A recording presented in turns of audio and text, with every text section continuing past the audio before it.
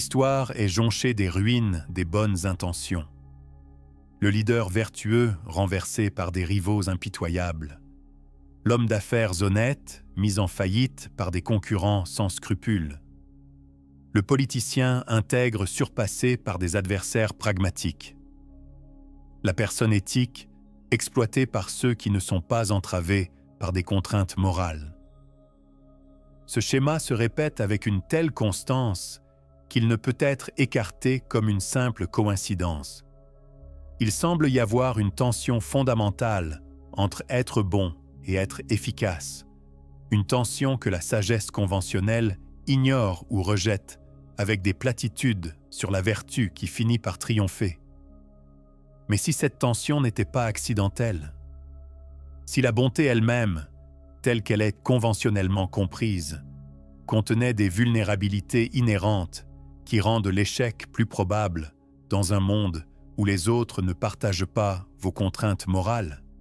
Nicolas Machiavel, philosophe florentin et conseiller politique du XVIe siècle, a scruté sans fléchir cette réalité inconfortable.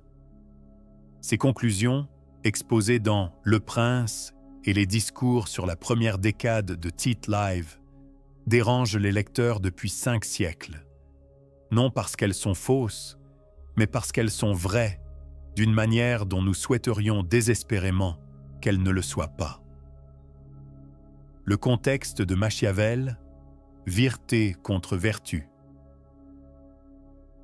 Pour comprendre la critique de Machiavel sur la vertu conventionnelle, nous devons d'abord reconnaître le contexte historique dans lequel il écrivait. L'Italie de la Renaissance était un paysage de cités-États en guerre, d'invasions étrangères, d'intrigues politiques et de luttes de pouvoir constantes. Machiavel a servi la République florentine en tant que diplomate et organisateur militaire jusqu'à ce que la famille Médicis reprenne le contrôle de Florence en 1512, mettant fin à sa carrière politique et conduisant finalement à son arrestation et à sa torture pour suspicion de conspiration. Ce n'était pas de la philosophie abstraite pour Machiavel, c'était une expérience vécue. Il avait été témoin direct de la façon dont les dirigeants politiques qui adhéraient à la vertu chrétienne conventionnelle échouaient souvent de façon catastrophique, laissant leurs citoyens vulnérables à l'exploitation, à la conquête ou à la tyrannie. Ces écrits n'ont pas émergé du cynisme, mais du besoin urgent de comprendre pourquoi les bonnes intentions conduisaient si fréquemment à des résultats désastreux. Pour comprendre Machiavel, il est crucial de distinguer ce qu'il appelait « virtu » de ce que ses contemporains comprenaient comme « vertu ». La vertu chrétienne dans l'Italie de la Renaissance mettait l'accent sur l'humilité, la miséricorde, la foi et la piété. La vertu machiavélienne, en revanche, faisait référence à la capacité d'action efficace, indépendamment des contraintes morales conventionnelles. La capacité de répondre de manière appropriée aux circonstances changeantes, plutôt que d'adhérer rigidement à des règles morales prédéterminées.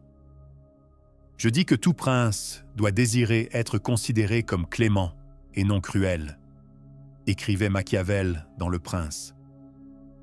Néanmoins, il doit prendre garde à ne pas faire mauvais usage de cette clémence.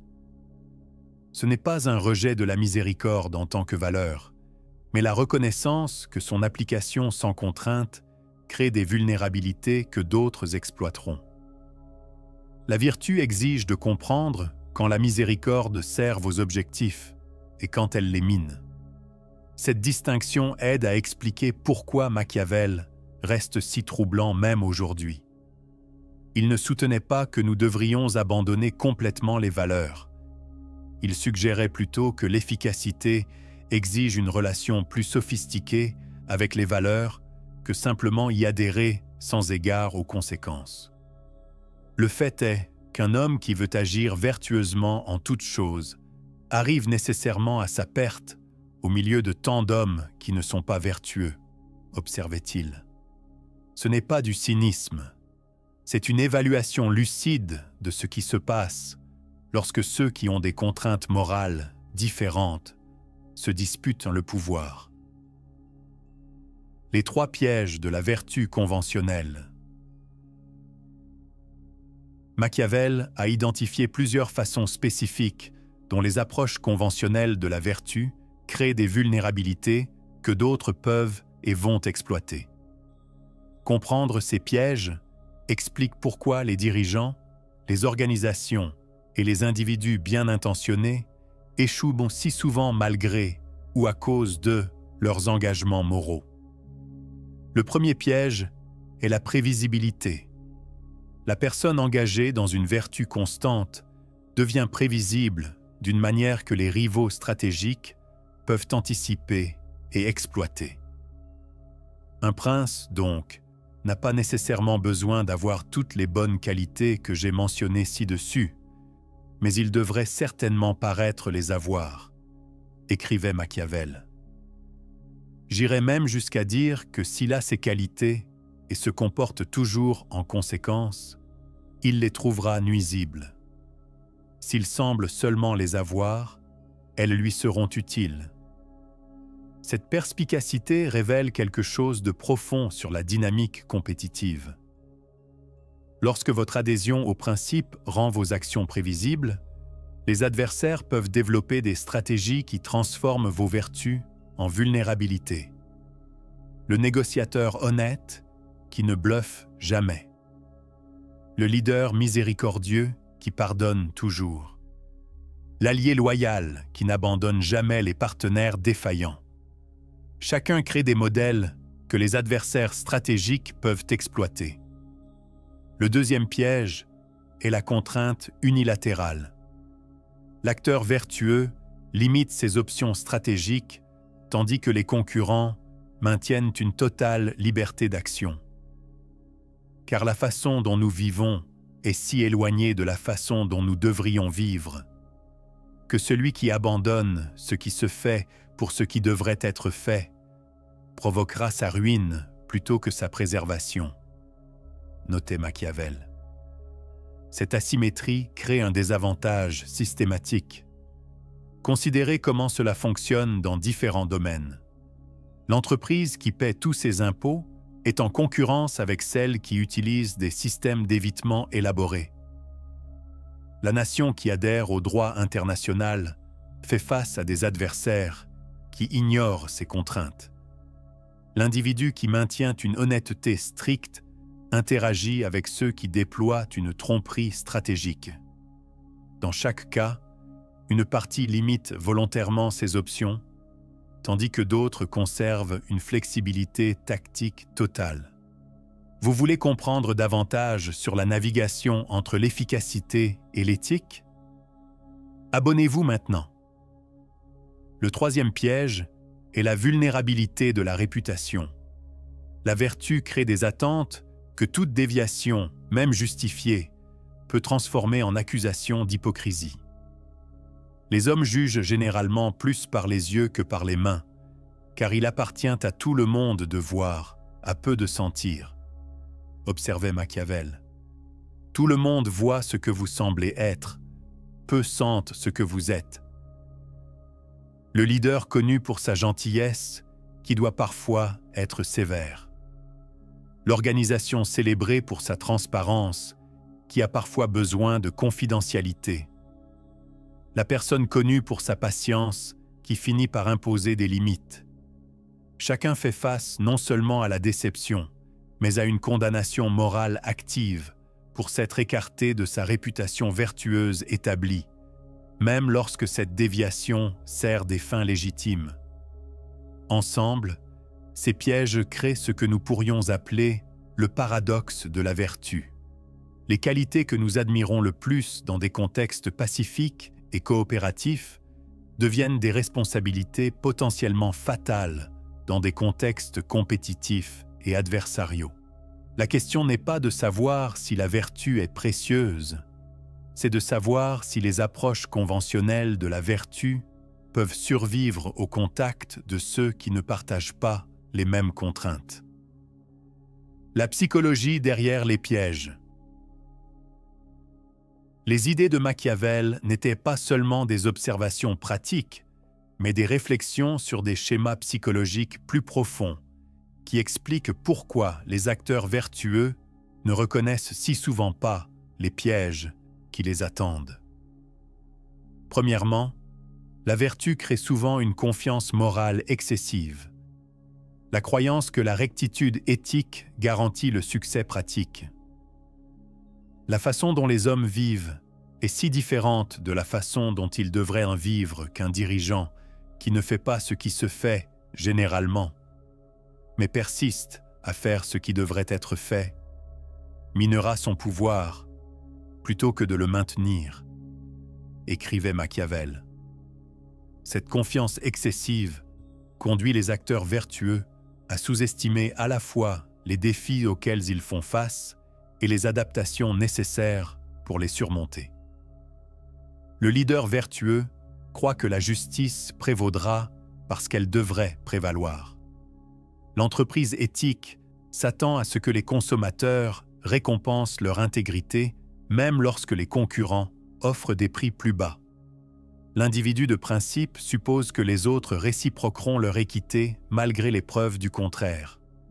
Chacun substitue la certitude morale à l'évaluation stratégique, créant des angles morts que des rivaux plus pragmatiques exploitent facilement.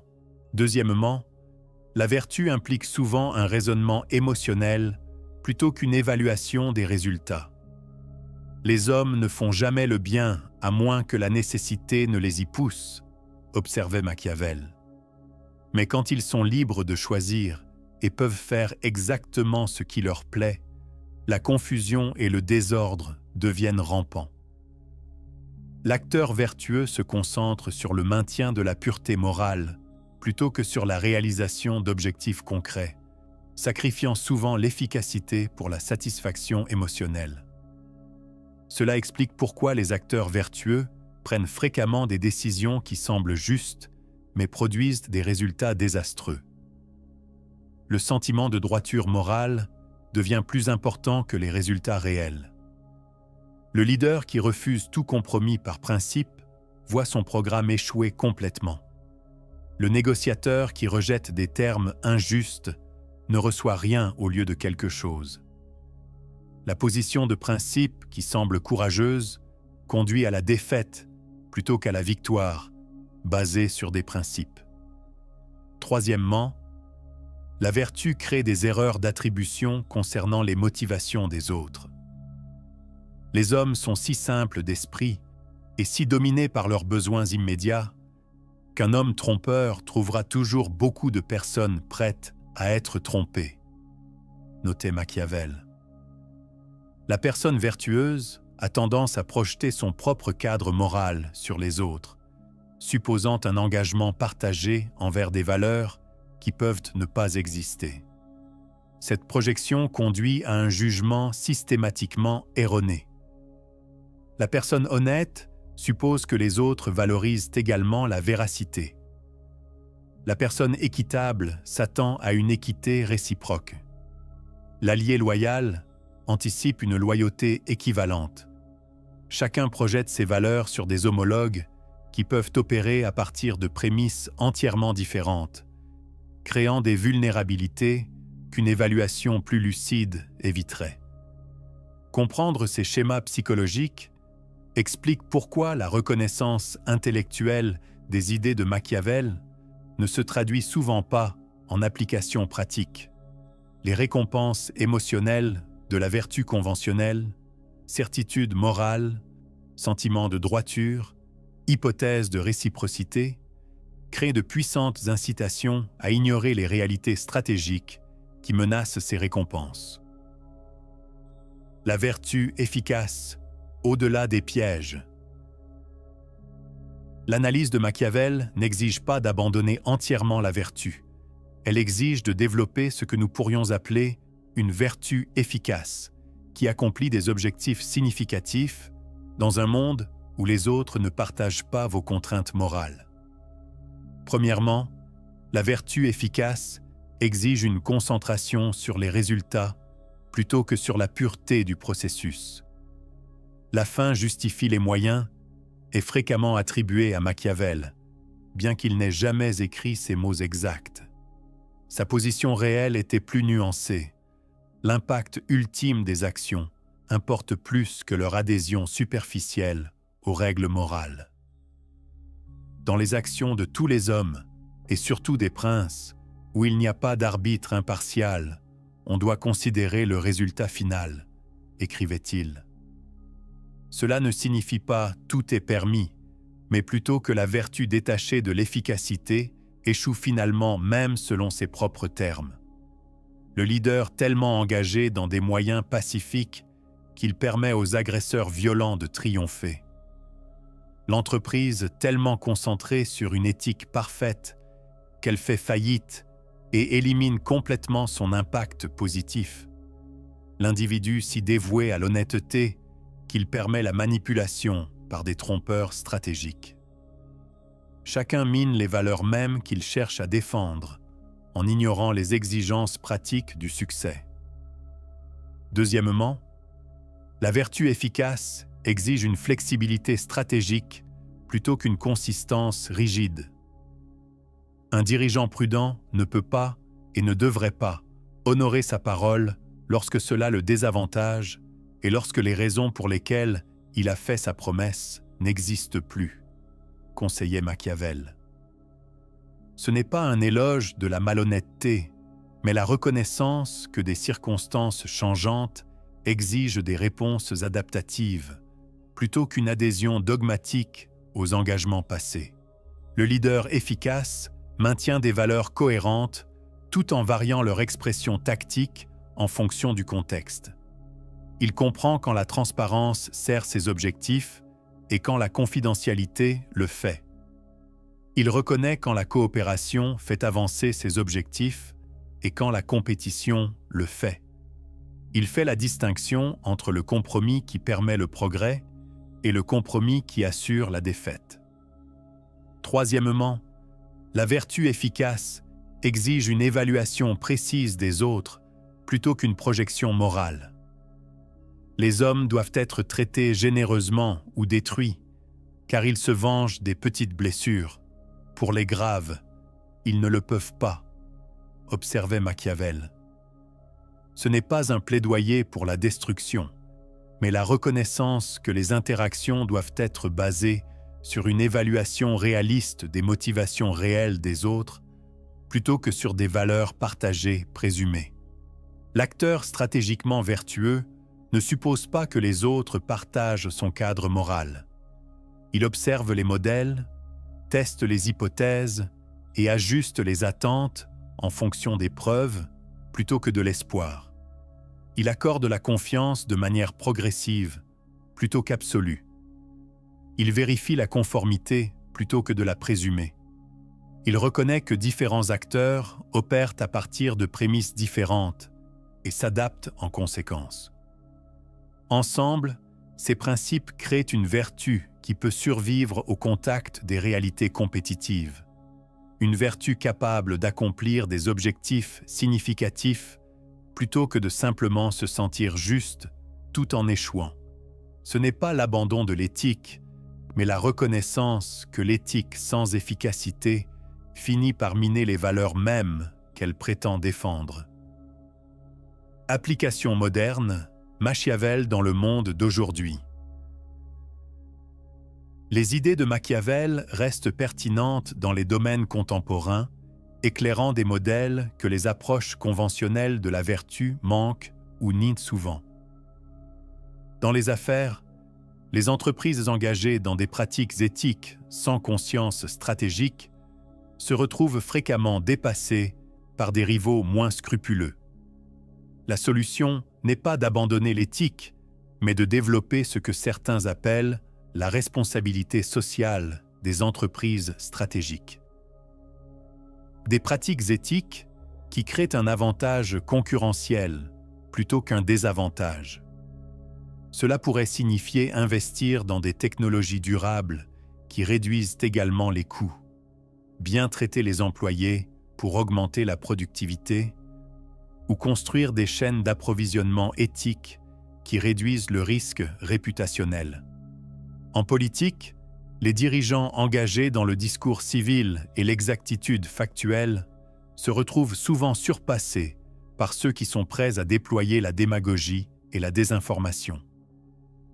La solution n'est pas d'adopter la malhonnêteté, mais de reconnaître que la communication efficace exige une résonance émotionnelle aux côtés du contenu factuel. Le politicien stratégiquement vertueux délivre la vérité d'une manière qui se connecte avec les préoccupations des électeurs, plutôt que de supposer que les faits seuls persuaderont. Dans les relations internationales, les nations engagées dans des systèmes fondés sur des règles font face à des adversaires qui exploitent ces règles tout en les violant lorsque c'est avantageux. La solution n'est pas d'abandonner le droit international, mais de reconnaître que son efficacité exige des mécanismes d'application crédibles et une flexibilité stratégique en réponse aux violations. La nation de principe maintient ses valeurs tout en reconnaissant que leur expression doit s'adapter aux réalités stratégiques. Dans les relations personnelles, les individus engagés dans l'honnêteté, la tolérance ou la générosité inconditionnelle se retrouvent souvent manipulés par ceux qui exploitent stratégiquement ces vertus. La solution n'est pas de devenir manipulateur, mais de développer ce que les psychologues appellent des limites flexibles. La capacité de maintenir des valeurs tout en ajustant leur expression en fonction de la fiabilité démontrée des autres. À travers ces domaines, l'idée fondamentale de Machiavel reste constante. La vertu qui ignore les réalités stratégiques échoue finalement même selon ses propres termes. L'entreprise qui fait faillite ne peut pas continuer ses pratiques éthiques. Le politicien qui perd ne peut pas mettre en œuvre ses politiques de principe.